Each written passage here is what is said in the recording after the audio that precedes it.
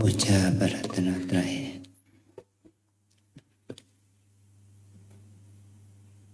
อิมินาสการะนะอิมินาสการะนะ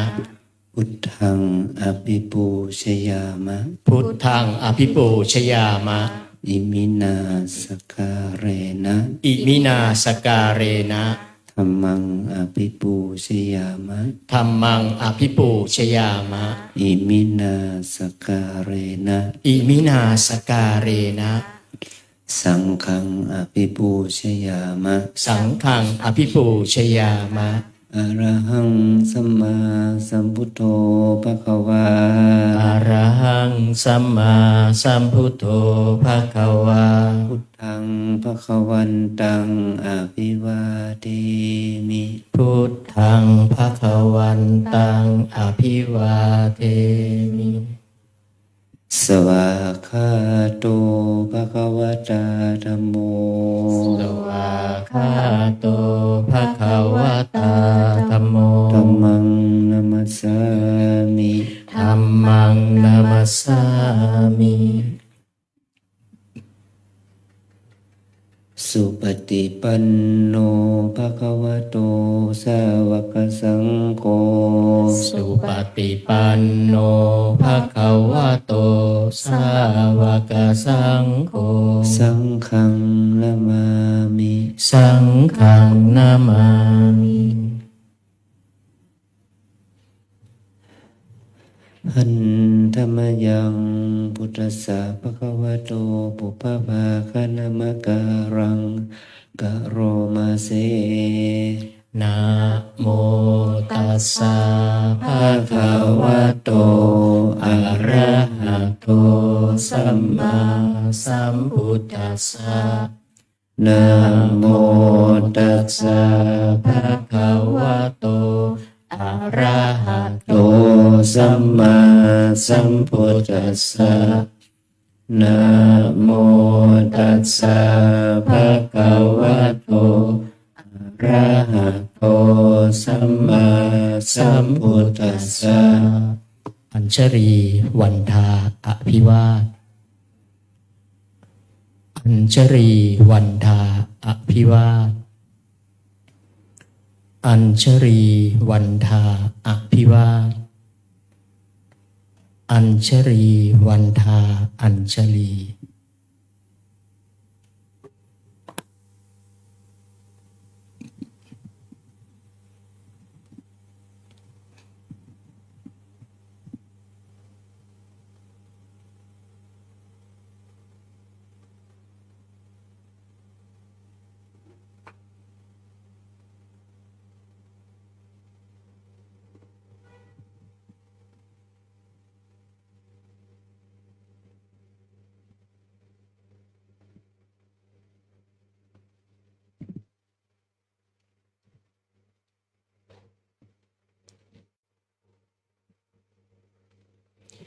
ขอนิมนต์พระภิกษุสงฆ์น้อมกราบท่านพระอาจารย์เจ้าคุณโดยพร้อมเพรียงกัน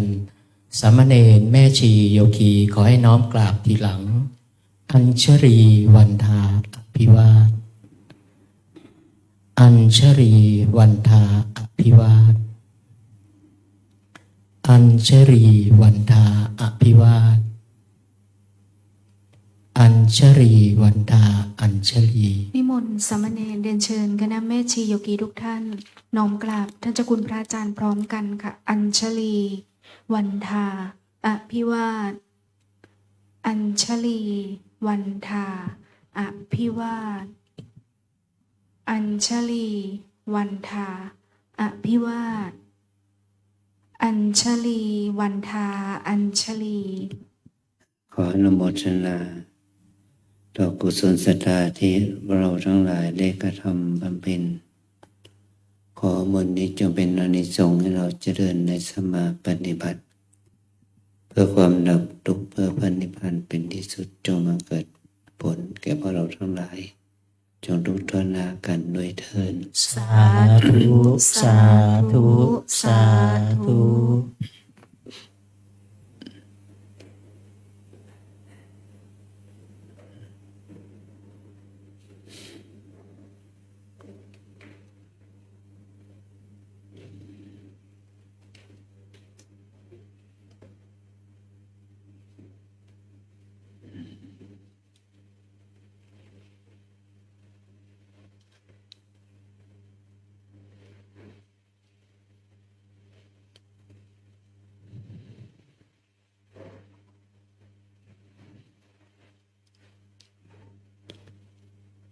อกาสที่เราได้มาท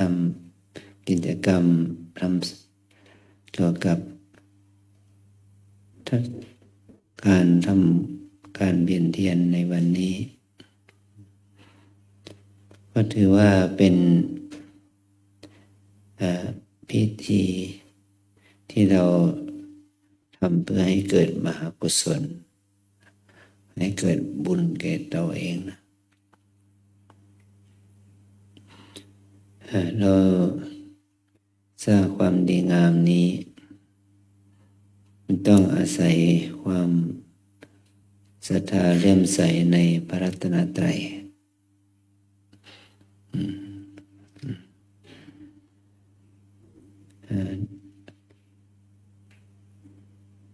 ความที่เรา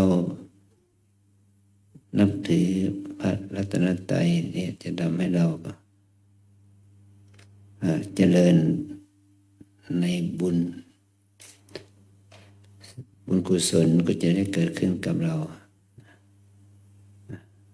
แต่ว่า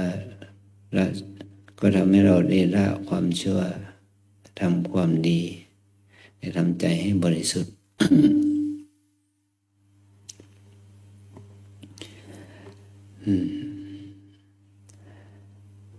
มันก็เป็นลักษณะจิตที่จะมีความใฝ่ในการทำละชั่วทำดีได้ทำใจบริสุทธิ์เนี่ยมันก็เป็นการยากที่เราจะเข้าถึงความดีงามนี้นะโอวาทปริโมกข์ที่องค์พระสัมมาสัมพุทธเจ้าทรงแสดงได้ทรงแสดงแก่พระภิกษุ 1,250 รูปในวัดพระเวฬุวันเมืองราชคฤห์ในสมัยนั้นเพราะว่านี่ก็บุคคลที่ได้ฟังก็เป็นบุคคลที่ไม่ใช่ธรรมดาคนเหล่านั้นก็เป็นพระอรหันต์ทั้งนั้นเป็นผู้ที่มีจิตใจบริสุทธิ์ไม่ต้องมาทำการละชั่วทำดีแต่สิ่งที่พระองค์สอนก็เพื่อว่าให้โอวาทแก่ภิกษุผู้เป็นพระอรหันต์นั้นเอาธรรมะนี้ไปสอนคนทั้งหลายที่ยังละชั่วไม่ได้เราจะคุณตัวเองจะละความชั่วได้อย่างไรล่ะ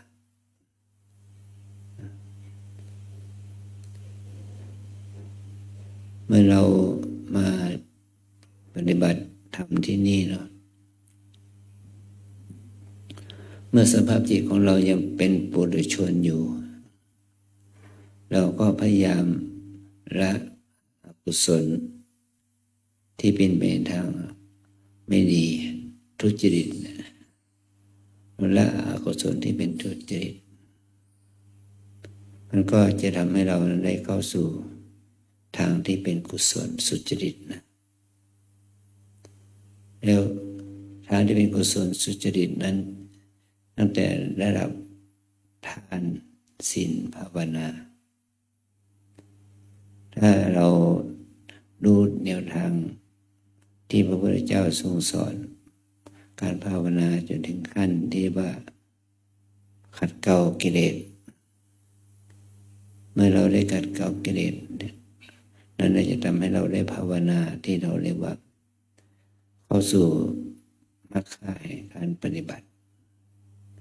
ตั้งแต่ระดับล่างระดับต่ำระดับกลางจนถึงระดับสูงสุด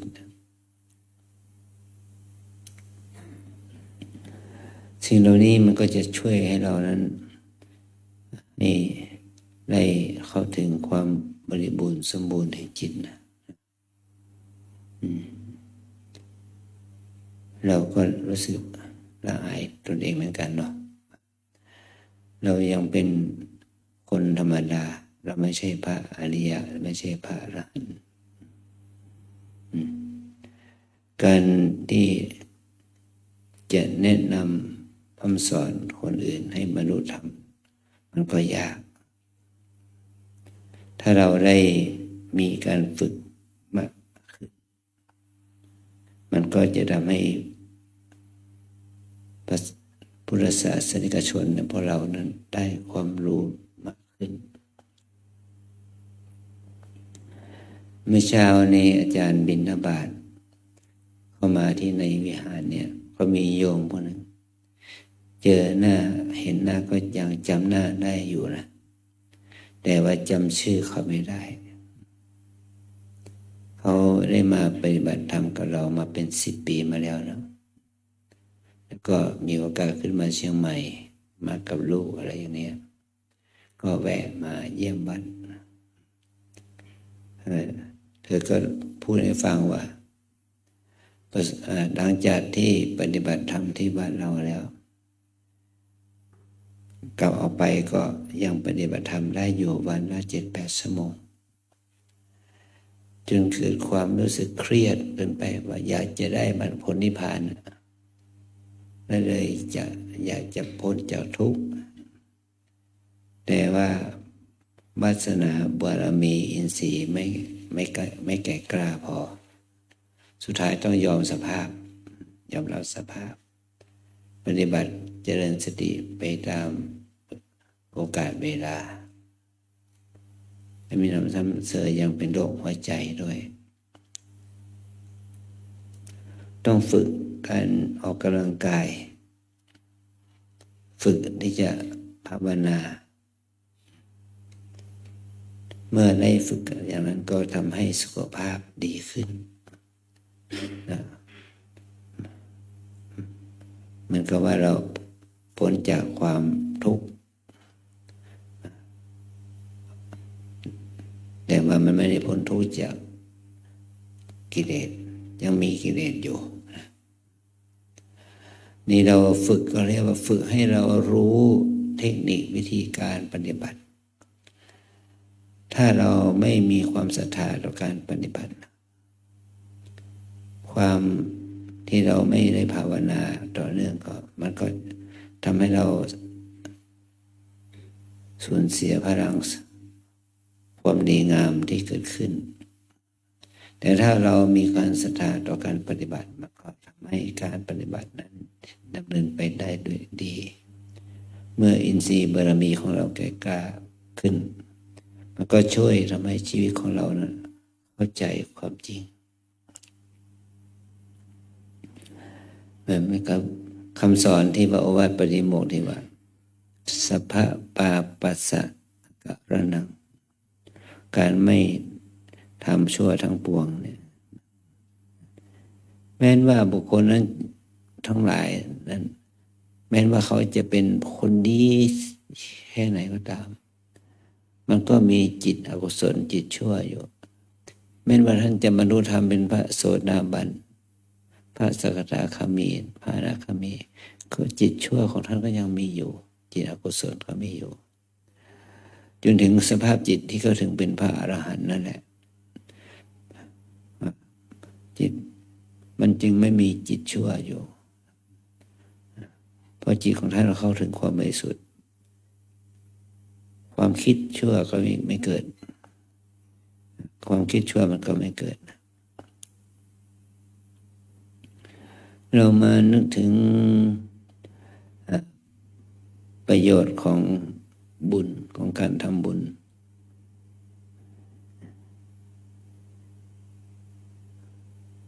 ประโยชน์มันมีจริงนะให้ได้อานิสงส์ให้เราได้อานิสงส์เป็นมนุษย์สมบัติเป็นสวรรค์สมบัติเป็นนิพพานมนุษย์สมบัติสวรรค์สมบัติจนถึงเข้าถึงนิพพานสมบัติมันต้องทำความดีเนี่ยให้เข้าถึงความบริสุทธิ์แห่งจิตเป็นระดับไปสิ่งเหล่านี้ก็จะทำให้เราได้เข้าใจความจริงของชีวิตนะสิ่งที่เป็นประโยชน์ที่เกิดขึ้นกับเรามันก็มีบาปมีอกุศลเกิดขึ้นกับเราได้โทษอกุศลเกิดขึ้นกับเราได้เนี่ยความที่เราได้ใส่ใจละ ความชั่วและอกุศลจะทำให้กุศลธรรมเกิดขึ้นกับเราได้ในความดีมันก็จะมีเป็นพลังบุญให้มันให้วิถีชีวิตของเรานั้นได้รู้จักสิ่งที่ควรทำและสิ่งที่ควรละถ้าเรามาเปรียบเทียบกับชีวิตของเราล่ะมันก็มีทั้งฝ่ายดีและไม่ดีนะฝ่ายกุศลอกุศลเรามาฝึกพัฒนาสติปัญญาของเราให้ดีขึ้นบุญกุศลมันก็จะมีกำลังมากขึ้นความดีงามมันก็จะได้มีพลังมากยิ่งขึ้นคือเมื่อเราได้ทำจิตใจของเราให้สะอาดบริสุทธิ์มากขึ้นนะเมื่อเราได้คิดถึงเรื่องตรงนี้ก็ให้เราได้ทำกิจกรรมนะเมื่อเช้าหลังจากที่อาจารย์บิณฑบาตเสร็จแล้วก็ไปปฏิบัติศาสนกิจที่วัดพระธาตุดอยสุเทพนะหลวงพ่อท่านเป็นเจ้าคณะภาคผู้ทำหน้าที่ดูแลเจ้าคณะภาค7คือจังหวัดเชียงใหม่ลำพูนแม่ฮ่องสอนเนี่ยท่านก็ยังเจอโรคภัยไข้เจ็บเราก็เลยเอาปัจจัยและทายธรรมในนามของคณะสงฆ์อำเภอเมืองนะไปคารวะท่านไปให้กำลังใจท่านก็เลยนิมนต์ไปร่วมกิจกรรมโครงการสร้างพระผู้ทรงปฏิโมกข์นะในพระที่ท่านจะเข้าโครงการสวดพระปฏิโมกข์ได้ใช้เวลา2 เดือนประมาณเนาะเน้นให้ท่องปฏิโมกข์ให้ได้นะ2 เดือนท่านให้เขาคิดว่าโครงการนี้ใน2 เดือนท่องปฏิโมกข์ให้ได้นะเป็นเวลาวันหนึ่งจะท่องปฏิโมกข์ให้ได้วันละ4 หัวข้อบางหัวข้อมันยาวหัวข้อที่ว่าด้วยเรื่องนิสสกิยปจิตติข้อที่10เนี่ยยาวถ้าไปเปรียบเทียบกับอาบัติปาจิตติ10 ข้อแรก10 ข้อของอาบัติปาจิตติมันยังสั้นกว่านิสสกิยปจิตติข้อที่10 ข้อเดียวทีนี้เราก็เลยก็ต้องให้กำลังใจเนาะว่าพระที่เขาโครงการนี้มันก็มีประเภทที่ว่าหัวใบนะบางคนท่องได้ไวอาจารย์ได้เจอพระรูปหนึ่งชื่อว่าอะไรพระมหาจำไม่ได้ชัดท่านท่องปฏิโมกข์ศีล227นะจบภายในน้ำ1 กาต้มเอาน้ำในใส่กาต้มน้ำเนี่ยท่านท่องศีล227ได้จบเลยเก่งนะท่านเก่งมากท่านมีนิสัยอย่างหนึ่งคือท่านชอบขัดทำความสะอาดพระพุทธรูปที่วัดที่ท่านอยู่อาศัยนะไม่ต้องปิดทองท่านขัดแบบขัดทองเหลืองให้มันเกลี้ยงเก่านะใสสว่างทุกองค์พระในวัดสะอาดสว่างแต่ท่านนั้นเรียนเก่งท่องปฏิโมกข์ได้อยาก รวดเร็วอันนี้ก็ถือว่าเป็นอุปนิสัยเก่าเหมือนกับว่าเขาก่อนลืมไปก็กลับมาต้องทวนอีกครั้งหนึ่งก็จำได้อย่างนี้แหละเมื่อถ้ามาเห็นพระเราบางองค์ที่เข้าในโครงการนี่ก็เราก็จะให้กำลังใจให้กำลังใจทางใจนะเราไม่ได้พูดนะขอให้ท่านในท่องได้เถอะนะเพราะว่าปฏิโมกข์เป็นภาษาบาลีในว่าเราก็ที่ท่องได้อยู่ก็มีแค่2 องค์นะท่านไวเจกับท่านมหาสุรศักดิ์ที่อยู่ในวัดเราเนี่ยนอกนั้นเราก็ฟังทั้งเดียวก็ยากแม้แต่อาจารย์นี่นะต้องปฏิโมกข์นะใช้เวลาเป็นปีนะมึงจะท่องได้ปีหนึ่งแต่ตัวนี้ก็ลืมไปแล้วท่องไม่ได้แม้แต่ข้อเดียวแล้วไม่รู้เพราะว่าเราจำไม่ได้แล้วจำไม่ได้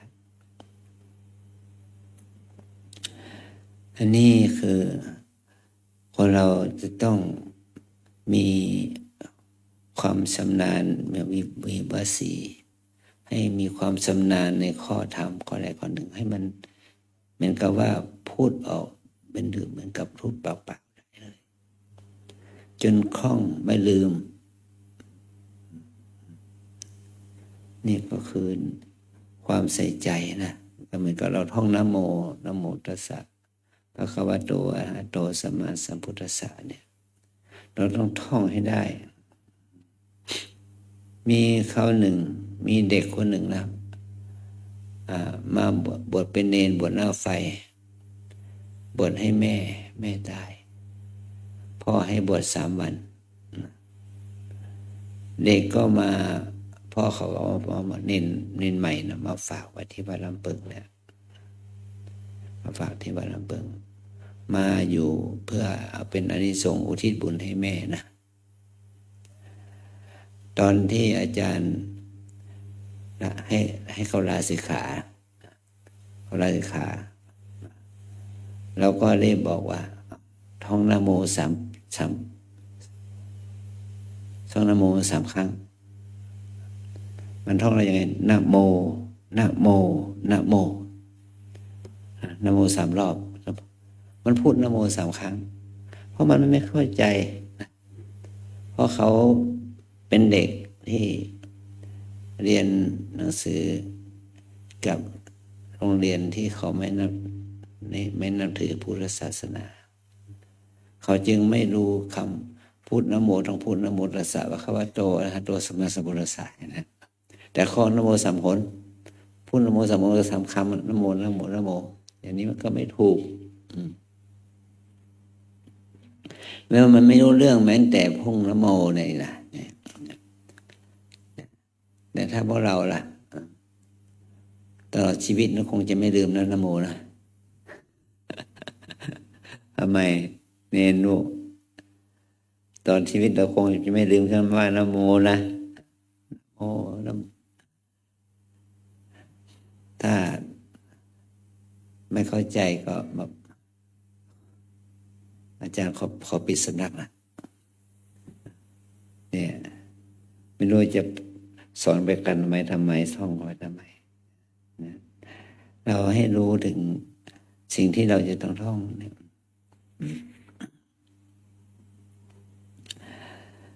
แต่ตอนที่อาจารย์เป็นสโตรกนะที่เป็นไข้เป็นโรคเส้นเลือดตีบในสมองเนี่ยวัน2มันท่องนะโมไม่ถูกเอานะโมตัสสะอย่างนี้ท่องไม่ถูกต้องภะคะวะโตอะระหะโตรอเรือออกไม่ชัดออกไม่ได้สัมมาสัมพุทธัสสะมันออกไม่ชัดนะแต่ว่ามันลืมขนาดที่ว่าท่องอิติปิโสไม่จบนั่นแหละนะเราต้องฟื้นขึ้นมาจึงสามารถท่องอิติปิโสได้เป็นต้นไปนะพุทธคุณเพราะว่ามันเป็นความปกพร่องของด้านสมองหน่วยความจำนะ ในเราทั้งหลายมันไม่แน่นะว่าเมื่อถึงจุดหนึ่งเราอาจจะหลงลืมเลือนไปทั้งหมดทั้งสิ้นนะต่อมาแต่ตอนนี้เราต้องมาฟื้นความดีงามให้เกิดขึ้นในขณะที่เรายังมีสติสัมปชัญญะอยู่มีสติสัมปชัญญะอยู่ก็ขอให้เราได้ใส่ใจในกิจกรรมน้อยใหญ่พยายามที่จะนึกถึงพระพุทธคุณพระพุทธคุณอย่างย่อก็คือนะโมเนี่ยพระพุทธคุณ3 ประการในบทนะโมแล้วก็นะโมตัสสะภะคะวะโตเนี่ยที่เราแปลในภาษาที่ธรรมบัญนั่นแหละขอน้อมแด่พระผู้มีพระภาคเจ้าพระองค์นั้นอรหันโตเป็นผู้ไกลกิเลสสัมมาสัมพุทธัสสะตรัสรู้ชอบได้โดยพระองค์เองเนี่ยบทพุทธคุณนี้ย่อก็คือบทนะโมนะโมตัสสะภะคะวะโตอะระหะโตสัมมาสัมพุทธัสสะเราท่องให้ขึ้นใจเลยให้นึกถึงพระพุทธคุณอย่างนี้นะนี่เราเวียนเทียนเราก็จะเวียนเทียนเพื่อน้อมนึกถึงพระพุทธคุณน้อมนึกถึงพระธรรมคุณน้อมนึกถึงพระสงฆ์พระสังฆคุณเราจะมีจิตน้อมนึกถึงพระพุทธเจ้าพระธรรมพระสงฆ์ได้อย่างด้วยใจนะด้วยใจเมื่อเราระลึกถึงแล้วก็เราจะต้องประพฤติปฏิบัติให้เข้าถึงพระพุทธคุณพระธรรมคุณพระสังฆคุณด้วยใจด้วยการที่เราได้น้อมนึกถึงความดีงามนะ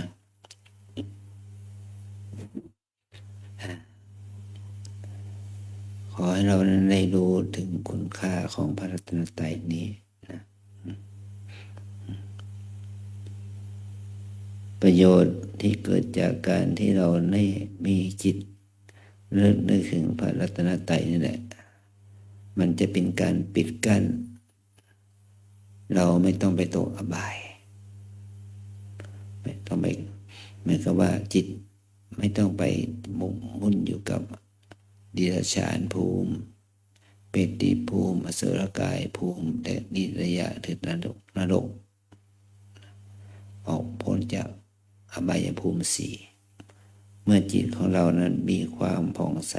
นึกถึงพระพุทธคุณพระธรรมคุณพระสังฆคุณนะ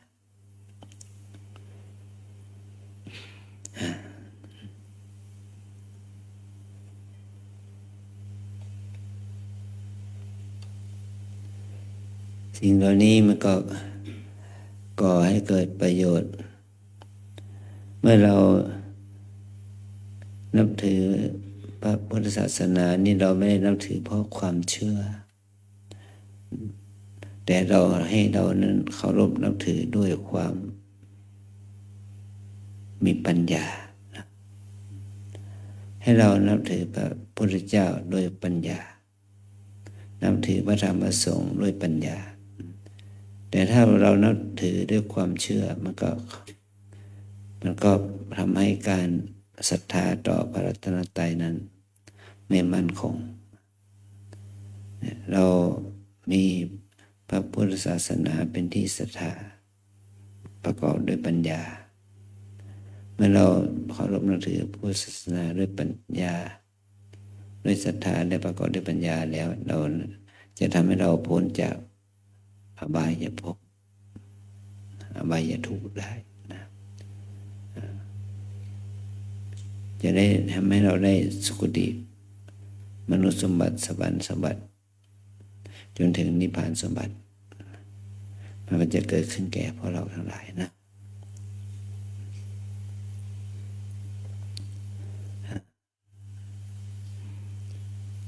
การบูชาในพระรัตนตรัยนี้ เราไม่ใช่ว่าบูชาด้วยดอกไม้ธูปเทียนเป็นปัจจัยสำคัญเราจะต้องบูชาพระรัตนตรัยด้วยใจของเรานะให้น้อมนึกถึงพระธรรมพระพุทธเจ้าพระธรรมพระสงฆ์ด้วยใจด้วยความที่เราได้ศึกษาได้เราเรียนได้ประพฤติปฏิบัติมานั่นแหละมันจึงจะทำให้พระรัตนตรัยอยู่กับเราสืบต่อไปนะ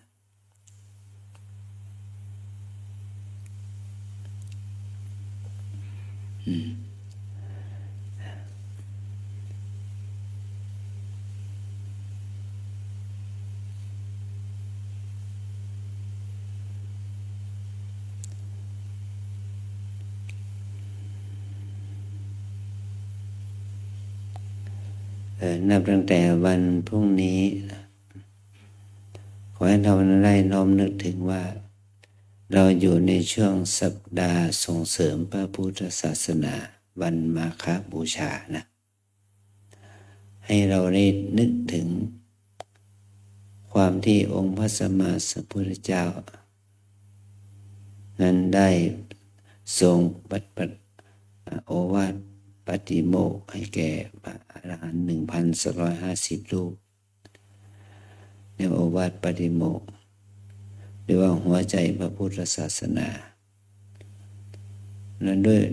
อะไรด้วยอาศัยด้วยหลักการวิธีการอุดมการณ์หลักการของเราคืออะไรวิธีการของเราอะไรอุดมการณ์ของเราคืออะไร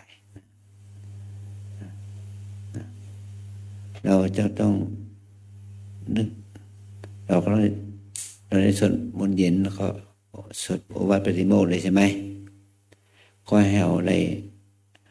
เรียนรู้หลักการของเราก็มี3ไม่ทำความชั่วทำแต่ความดีทำใจบริสุทธิ์นี่ว่าหลักการ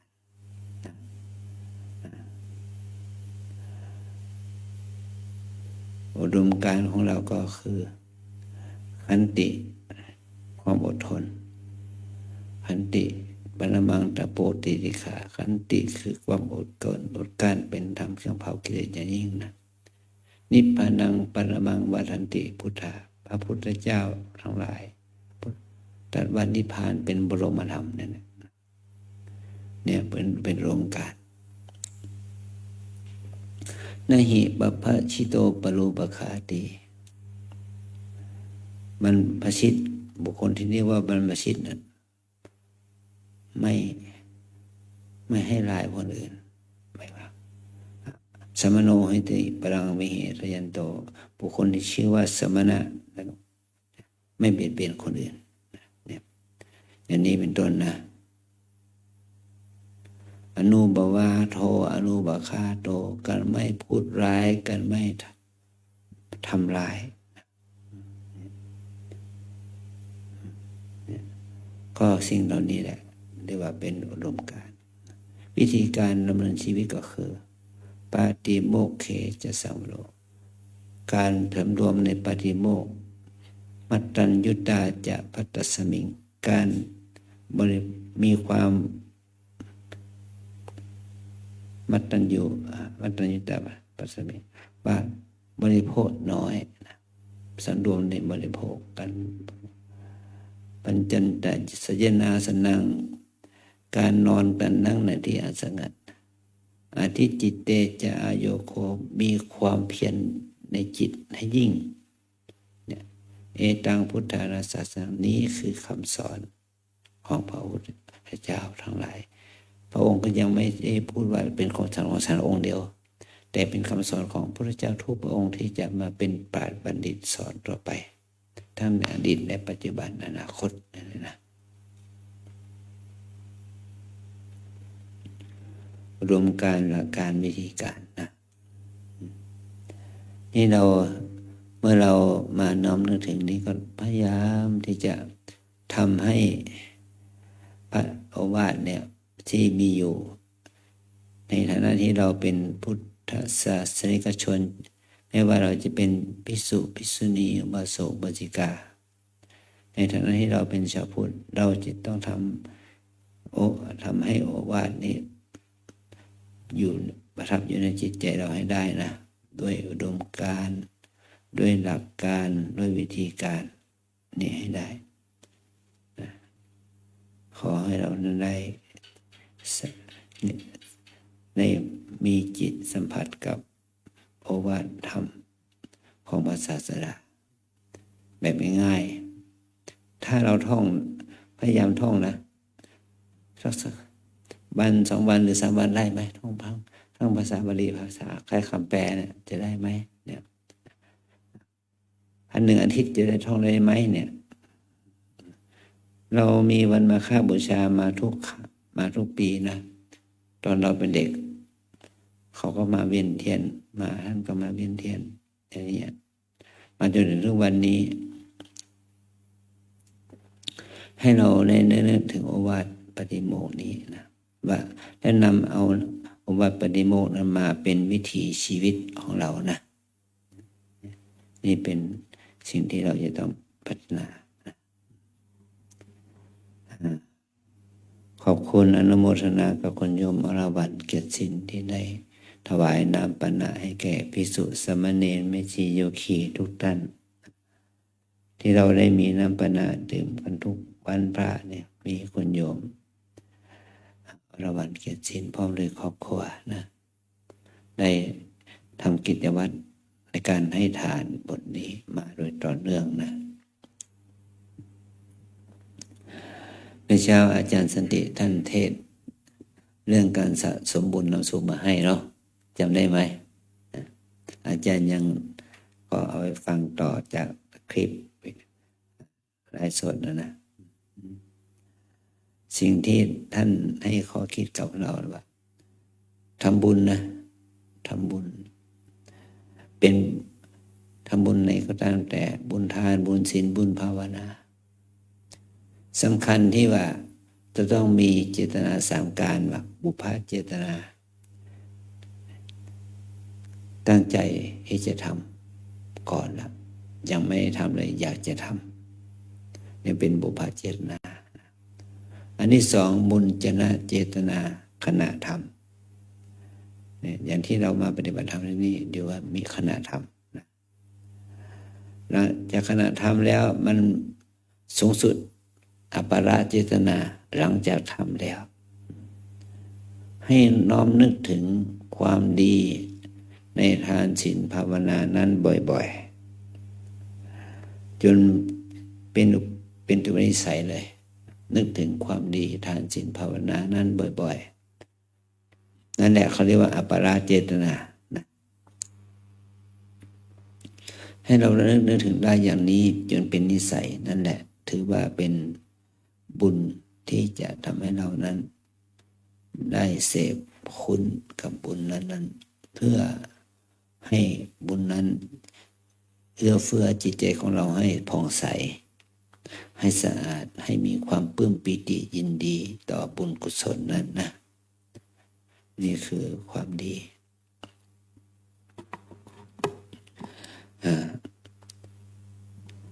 จึงขออนุโมทนาบุญกับคุณโยมอรวรรณในคราวนี้ด้วยเนาะ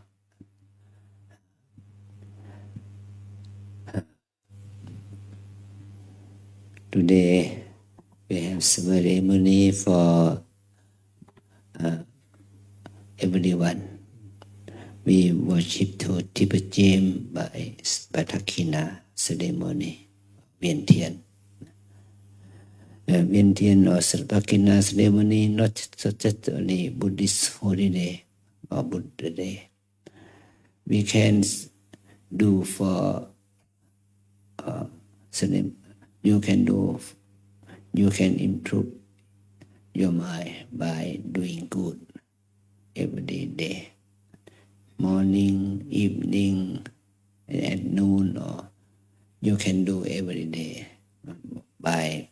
walking Parakina. But our temple, we have the ceremony, we have the walking meditation from the early morning until go to bed. Learn for improve mindfulness, for develop awareness, for develop effort, for focus, momentary concentration, for improve, for develop wisdom or right understanding in present moment. มันมีมาเอามา thought about a present moment by doing, by walking, meditation. But in this time we walking which we thought about the for ceremony, for pocket good merit, but develop wholesome mind. We do for pocket for develop wholesome mind by doing, by join with ceremony to get we do for develop it by doing good, by Parakina ceremony, but develop for improve good merit. We do not for someone, but we do for pocket our mind. We do for develop insight, step by step. But thank you for joining with us tonight. But now in we a good time for ceremony. Thank you.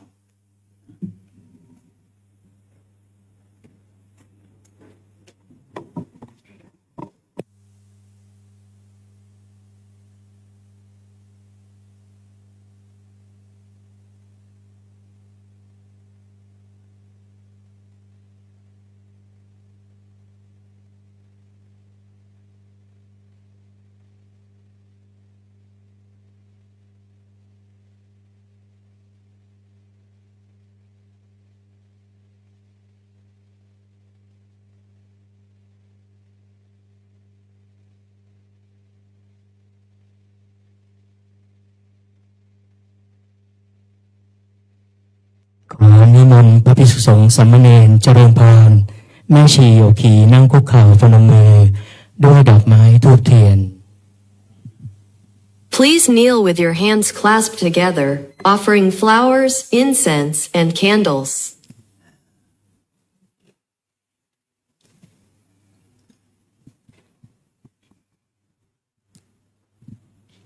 บูชาดอกไม้ธูปเทียนยะมัมมะโขมะยังยะมังหะโขมะยังภะคะวันตังภะคะวันตังสรณังคัจจาสรณังคัจตาเราเป็นผู้ถึงเราเป็นผู้ถึงพระผู้มีพระภาคเจ้าพระผู้มีพระภาคเจ้าพระองค์ใดพระองค์ใดว่าเป็นสรณะว่าเป็นสรณะโยโนภควาสัทธาโยโนภควาสัทธาพระผู้มีพระภาคเจ้าพระผู้มีพระภาคเจ้าพระองค์ใดพระองค์ใดเป็นศาสดาของเราเป็นศาสดาของเรายัสสจะมะยังยัสสจะมะยังภควโตธัมมังภควโตธัมมังโรเจมะโรเจมะแลเราชอบใจแลเราชอบใจธรรมของพระผู้มีพระภาคเจ้าธรรมของพระผู้มีพระภาคเจ้าพระองค์ใดพระองค์ใดอิเมหิอิเมหิสการเรหิสการเรหิตังภควันตังตังภควันตังสัทธัมมังสัทธัมมังสัสังฆังสัสังฆังอภิปูชยามะอภิปูชยามะเราตั้งใจบูชาเราตั้งใจบูชาพระผู้มีพระภาคเจ้าพระผู้มีพระภาคเจ้าพระองค์นั้นพระองค์นั้นพร้อมทั้งพระธรรม พร้อม พร้อม ทั้ ทั้ ง ง พ พ ระ ระ ธ ธ ร ร ร ร ม ม พร้อมทั้งพระสงฆ์ พร้อมทั้งพระสงฆ์ ด้วยเครื่องสักการะทั้งหลายเหล่านี้ ด้วยเครื่องสักการะทั้งหลายเหล่านี้ อะระหังสัมมาสัมพุทโธภะคะวา อะระหังสัมมาสัมพุทโธภะคะวา พุทธังภะคะวันตังอภิวาเทมิ พุทธังภะคะวันตังอภิวาเทมิ สวากขาโตภะคะวตาธัมโม สวากขาโตภะคะวะตาธัมโม ธัมมังนัมสสามิ ธัมมังนัมสสามิ สุปฏิปันโนภะคะวะโตสาวกสังโฆ สุปฏิปันโนภะคะวะโตสาวกสังโฆ สังฆังนะมามิ สังฆังนามามิ อันธรรมยังพุทธัสสะภะคะวะโตปุพพภาคะนะมะการังกะโรมาเส นะโมตัสสะภะคะวะโตโตสัมมาสัมพุทธัสสะนะโมตัสสะภะคะวะโตอะระหะโตสัมมาสัมพุทธัสสะนะโมตัสสะภะคะวะโตอะระหะโตสัมมาสัมพุทธัสสะ อันธรรมยังพุทธานุสตินยังกะโรมาเส อิติปิโสภะคะวะอะระหังสัมมาสัมพุทโธวิชาจารณสัมปันโนสุขโตโลกวิทูอนุตตโรปุริสธรรมสารติสัทธาเทวมนุษย์สานังพุทโธ ภะคะวานิกา เยนะวาจายวเจตสาวาพุทเทกุกัมมังปะกตังมายายังพุทโธปฏิคันหาตุอัจจยันตังการันตะเรสังวริตุงวะพุทเท อันธรรมยังธรรมานุสตินยังกะโรมาเส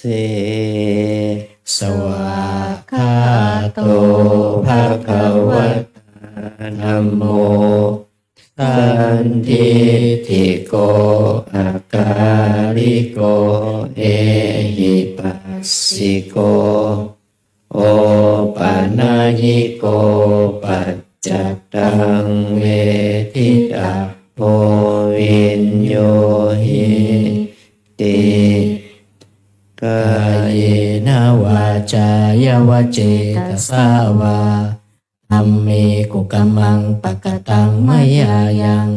ธัมโมปฏิคันหาตุอัจจยันตังการันตะเรสังวริตุงวะธัมเม อันธรรมยังสังขานุสตินยังกะโรมาเส สุปฏิปันโนภะคะวะโตสา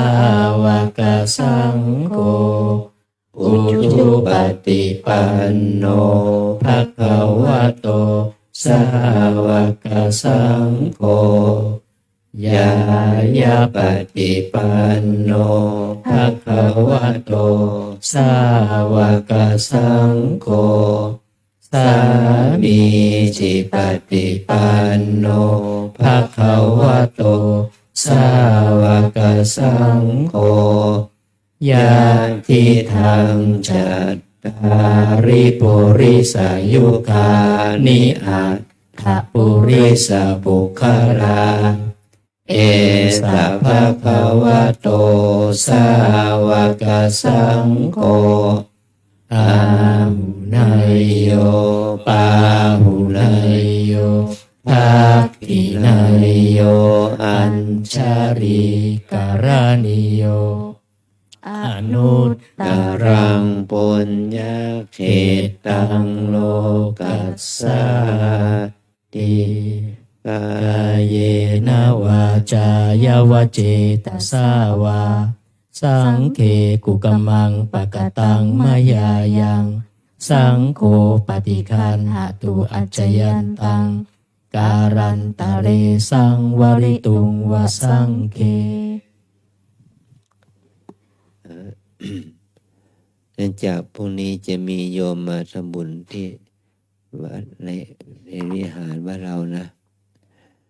เดี๋ยวเราเวียนเทียนเสร็จก็เราจะได้นั่งสมาธิรอบพระธาตุเจดีย์นะ เราไม่ได้เข้ามานั่งในวิหารนี้เจ้าที่เขาจะจัดสถานที่ทำบุญนะโยมนะ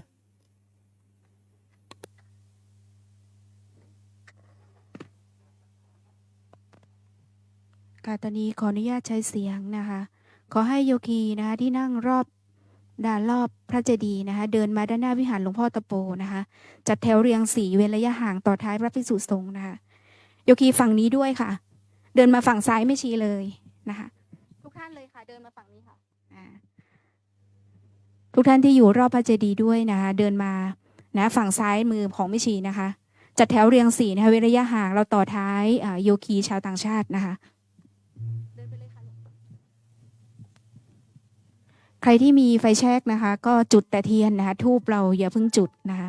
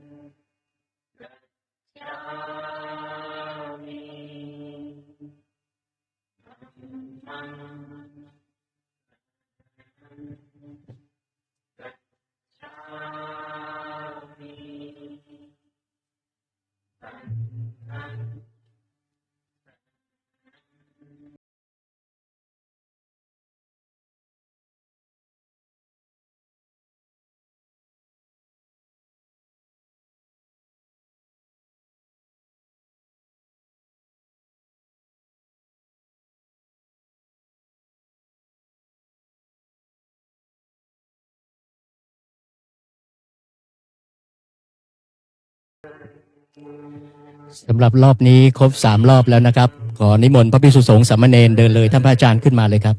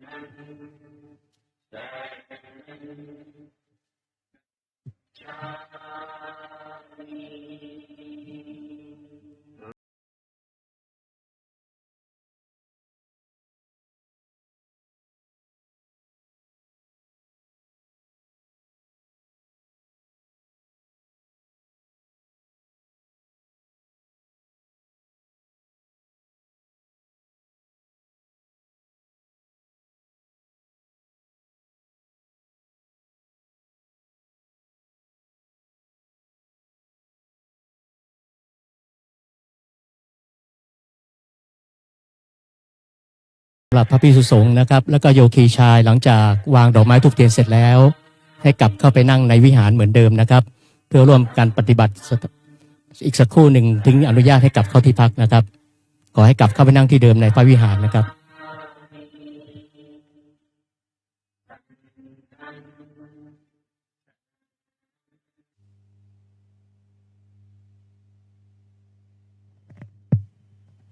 ค่ะโยคีท่านที่อยู่ด้านหลังนะเดินขึ้นมาด้านหน้าเลยนะคะ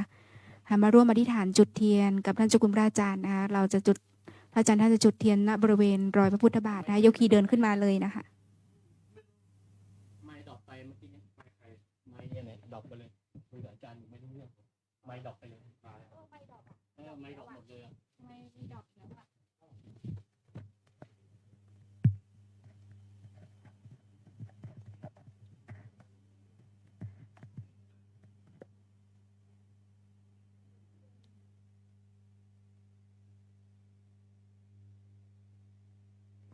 รูหนึ่งสอง